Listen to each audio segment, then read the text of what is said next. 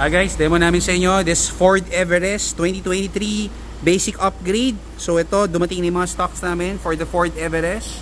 Ito yung basic package natin for the Ford Everest.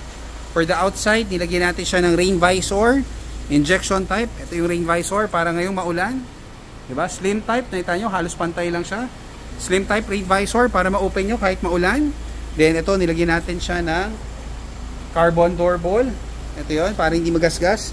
Ito yung pag hinahawakan nyo, hindi magasgas. Carbon door ball, nilagyan natin siya. Then sa loob, ito, nilagyan natin siya ng noise reducer. Nasa loob ng kotse yan, para mas tahimik. Nilagyan natin siya ng door seal, para iwas gasgas. Ayan, pag umaakyat tayo, kasi mataas yung Everest, nagagasgas yan.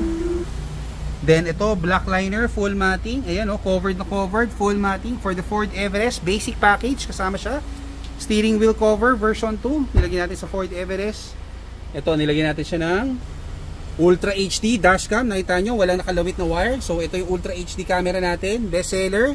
Basic package, black liner, full matting. Black liner. Ito yon, basic package for the Ford Everest. Ito yon. Second row, covered na covered. Nako, pati kanto, covered na covered, pati gilid.